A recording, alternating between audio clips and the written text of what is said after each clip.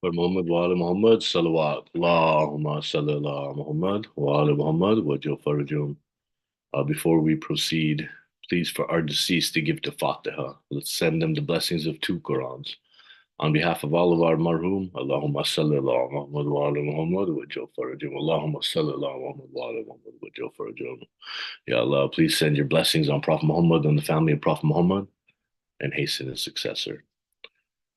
Bismillahir Rahmanir Rahim. Alhamdulillahi Rabbil Alameen. Every praise to Allah, Lord of the worlds, the most beneficent, most merciful, Master of the day of judgment. I seek only you. I beseech your help in everything that I do. Keep me on the straight path, the path that is true, the path of those who have gained favors by you, not the path of those who have earned your wrath, nor those who deviated from your guided path. In the name of Allah, the most beneficent, most merciful, say Allah is, the singular numeral. There is nothing but Allah we need in this world. He begets not, nor begotten is He. Allah is the only OG. Bismillahir Rahmanir Rahim. Kul hu Allahu ahad, Allahu samad, lam yalid wa lam yulad, lam yakul lahu kufuwan ahad. In the name of Allah, the most beneficent, most merciful, say Allah is the singular numeral. There is nothing but Allah we need in this world. He begets not, nor begotten is He. Allah is the only OG. May Allah send blessings on Muhammad's family. May He quickly return my living Imam to me. Allahumma salli ala Muhammad wa ala Muhammad wa jal farajum. Allahumma salli ala Muhammad wa ala Muhammad wa jal farajum. Mu'minat, this marks the 15th of Ramadan. This is I know I said this on the 13th. I'm saying it again on the 15th. It's Mama's son's birthday. This is a very auspicious, great day of rejoicing. Let's rejoice for Muhammad, the chosen one, for the grandson of Muhammad. Um, Today's name of Allah is Al-Mujib, the responsive, the answer of prayers, the hearer. See, Allah is very close to His believers, and He's available to hear our prayers anytime we ask. He's responded to all our needs, invitations, prayers. Whoever helps in difficulties should call Allah and only Allah. You see, I sometimes say that if you think about it, sometimes you ask for a prayer and it gets answered before you ask it, while you're asking it, or immediately after, right? Which means Allah must have created a special wavelength for your du'as. See, there's sound. If you speak something, it takes a while to get there, right? If you send something, basically everything has a wavelength. If you see something, it takes a while for the wavelength to get to your eyes. If you say something, even light takes a while to travel, right? The speed of light. Now, if our du'as travel at the speed of light, by the time they got to Allah and got answered, right? Because when they say call and I will come, so there's an actual coming, an actual a presence being made, right? Sometimes you say Bibi Fatima comes and answers your prayers, right? You pray to Allah, Bibi Fatima comes and answers them, right? Right, but your prayers have to go somewhere. Now, also on the night of Miraj, right? What happened? Prophet Muhammad sallallahu alaihi wasallam, Allahumma sallallahu alaihi wasallam, it said he ascended through the earth, through the earth's atmosphere, through space, through the seven levels of Jannat, right? So he actually ascended, right? He actually went through Jannat, right? Physically ascended there, right? We know that, I also spoke about in Surah Jinn when Prophet Muhammad recited the Quran so beautifully that all the jinn came down from Jannat to listen to him recite, and Allah closed the gates of Jannat, so jinn could no longer travel back and forth from Jannat to earth. So there is, and also, how about the obvious story when Hazrat Adam was expelled down to earth from Jannat, right? So you see, there is a way to physically get from Jannat to earth, right? And Allah's throne is in the highest level of Jannah. Right now, there might be some sort of spiritual arrival of our duas, right? But just like everything else, likely, and that there are signs when they come answer our duas and the way our duas are spoken about, right? Dua Kumal, it says that please keep my sins from having my duas get received by you, right? No chandi, the gates of the layers of separation are removed so our du'as get there quicker, right? These are all signs that there's some sort of like traveling of our du'a to get heard and motion, movement, action for our du'as to get answered, right? When you call for help for the Masumin, right? If you call all of them, I feel Bibi Fatima will get there first. Why? Because she's made from the no, yeah, Allahumma sallallahu alaihi wa sallam, because she's made from the most intense concentration, the most dense part of the light that Allah created. That's where He created Bibi Fatima Zahra from. And so the Masumin travel at the speed of light, right? Bibi Fatima Zahra will get there first. And how dope is that? When you're asking for help, Bibi Fatima's there first, and after that arrives Hazrat Ali, Imam Hussain, Imam Hussain, and Bibi Fatima's already there. They're going to help you, right? So now what I'm saying is your dua has a special wavelength. Why? Because you ask and it gets answered right away. So if you ask a dua and it gets answered right away, your dua has to travel faster than the speed of light, faster than the speed of sound, faster than the speed of sight, right? I think the speed of light, speed of sight might be the same thing, right? But the point I'm making is Allah loves our dua so much, right, that He tells us, I will answer it, right? We talked the other day on how you ask for dua, and if they're not answered in this world, they will help you in the hereafter. So ask for as many duas as possible. Ya Allah, give me a Lambo, right?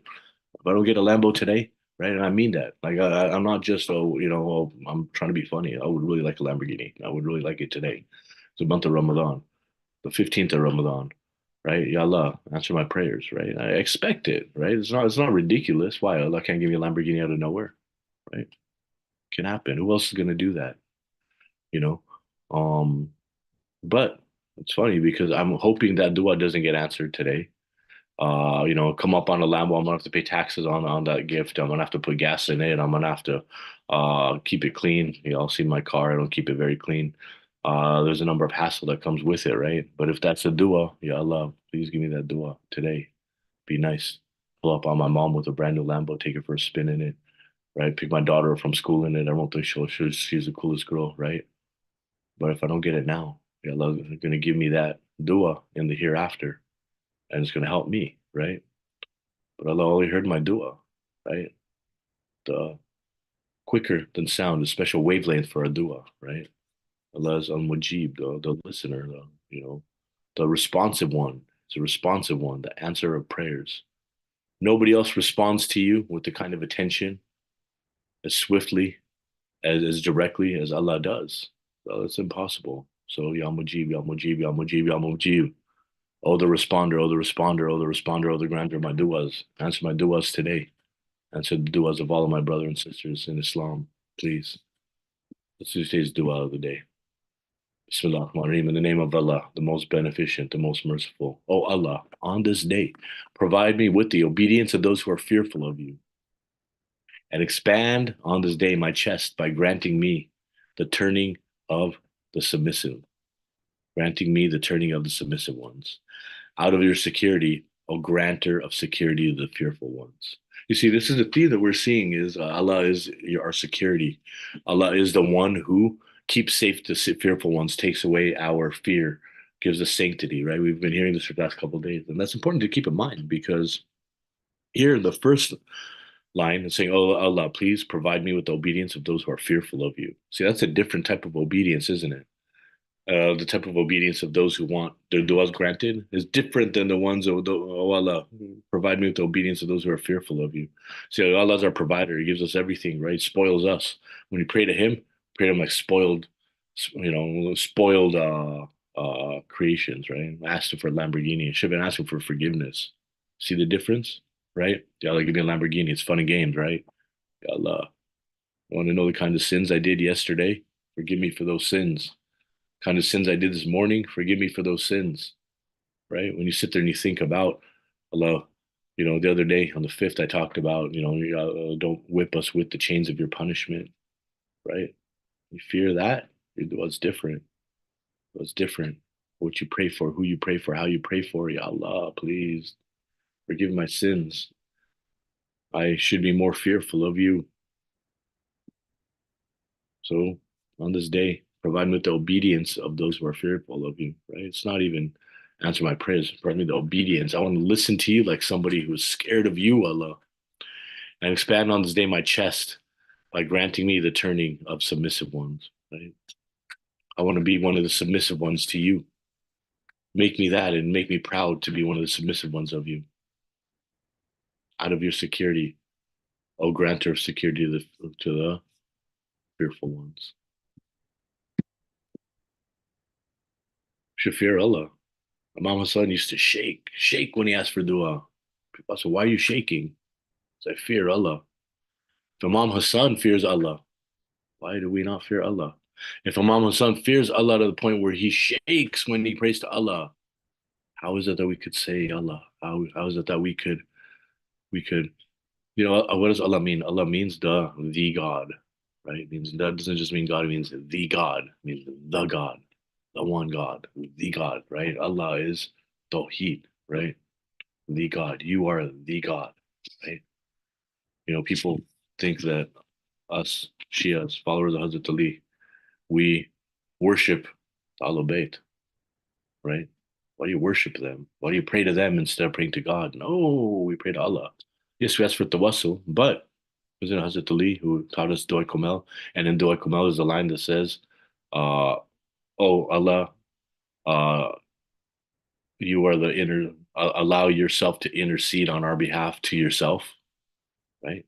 Allah intercedes on our behalf to ourselves, but we are so lowly that we can't we can't face Allah, and so Allah's created an opportunity for us to get mediaries.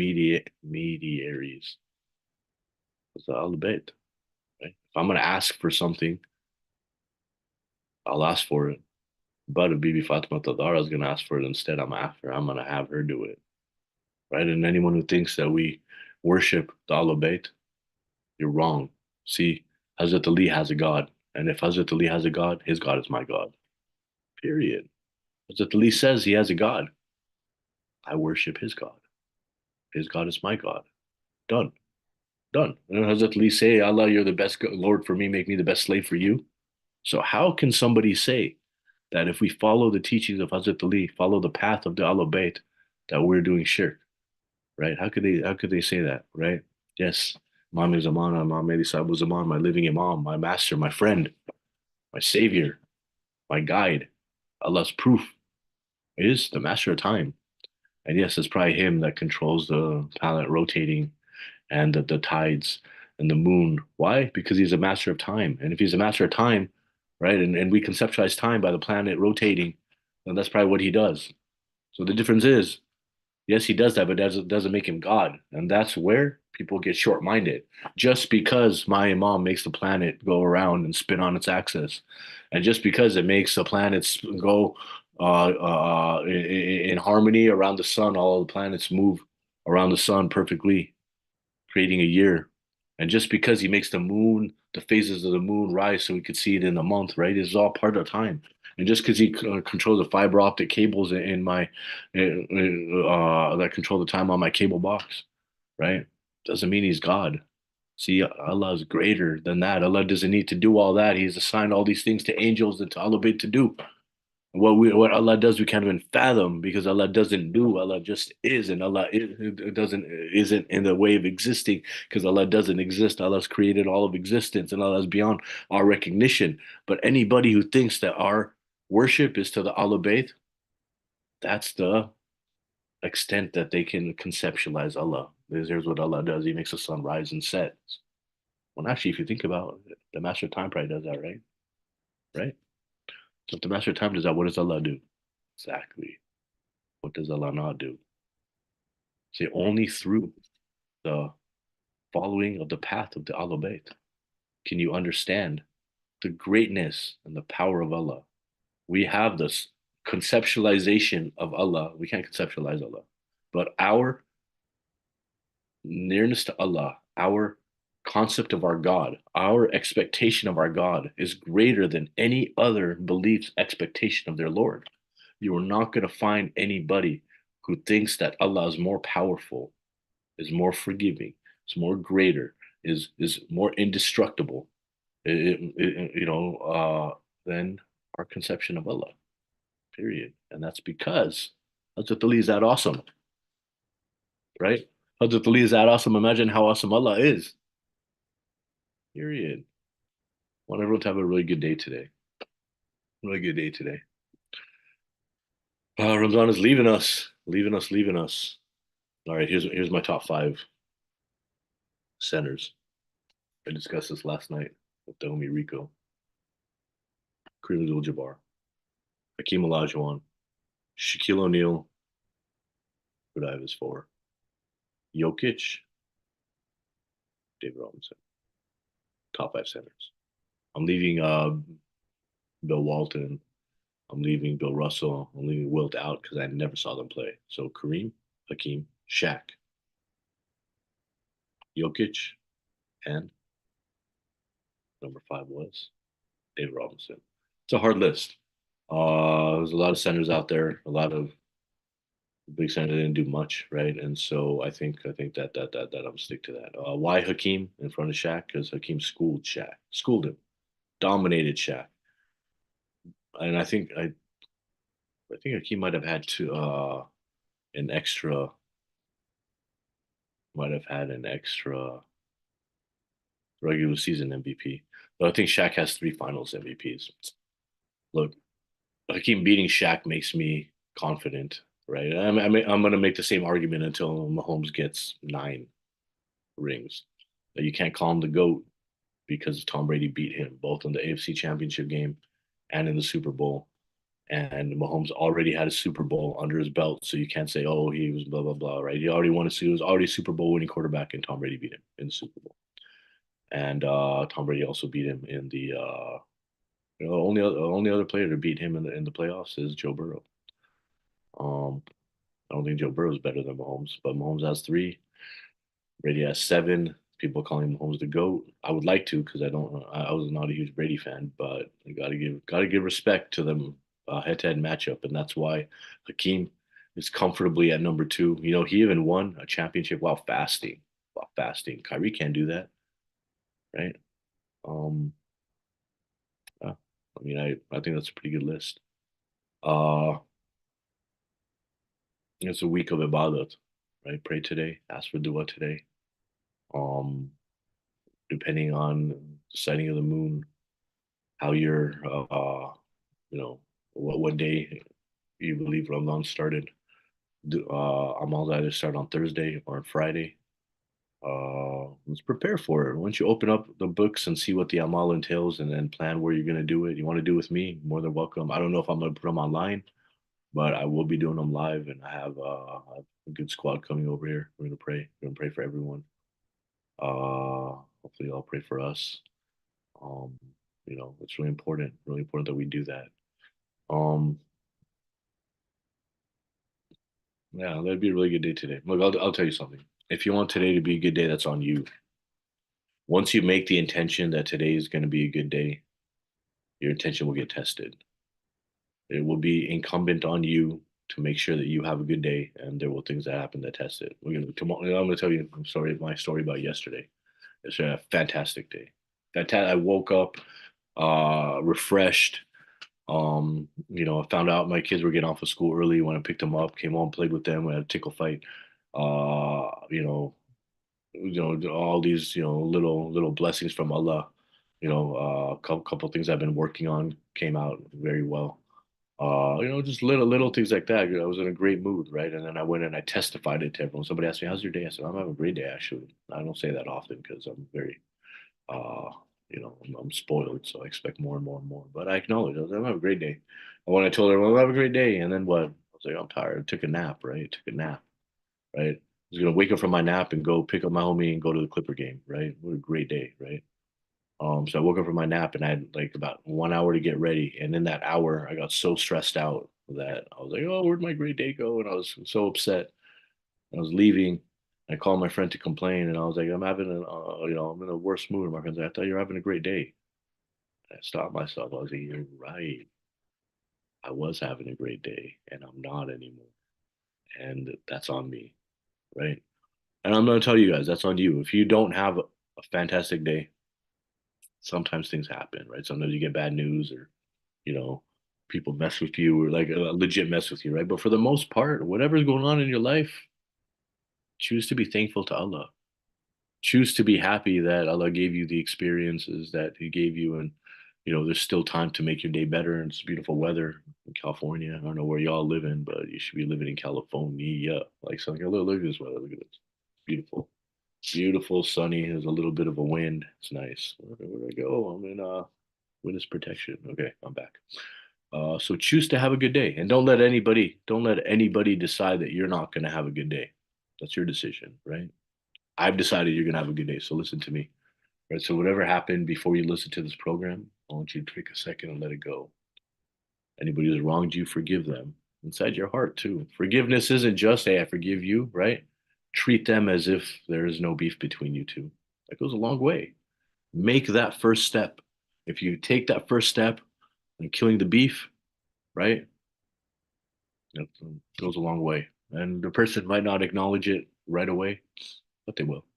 That's one of the great things about forgiveness. It's received like no other thing is received from people, right? You give people generosity, right? That's received differently than forgiveness is. True forgiveness. I'm not talking about like conditional forgiveness. I'm not talking about half forgiveness. I'm talking about when you truly forgive somebody who knows that you should be angry at them, it hits. So do that. Whatever happened today before you're listening to this program, take a deep breath, recite salawat, Allahumma salli ala Muhammad wa ala Muhammad wa go for it. May Allah send blessing on Muhammad's family. May he quickly return my living imam to me. Let it go. Let it go and have a great day. From that point on, anything that happens, remind yourself, no, I am having a good day today. And I want you to let me know how that worked out, right? To use that methodology. I'm in witness protection. There, I'm back. Sorry, that's a really bad joke. I'm going to keep saying it as long as this happens. So, but yeah, that's what I want you to do is have uh try that, right?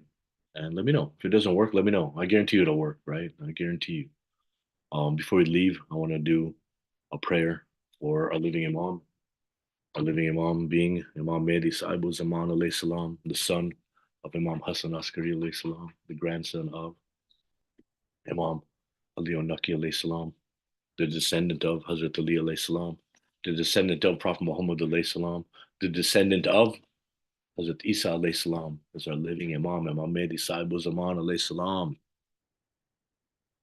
Bismillahir Rahmanir Rahim. Allahumma kulle waliyik al-Hujjat ibn al-Hasan. Oh Allah, shower blessings on your chosen one, your proof, your Hujjah, son of al-Hasan.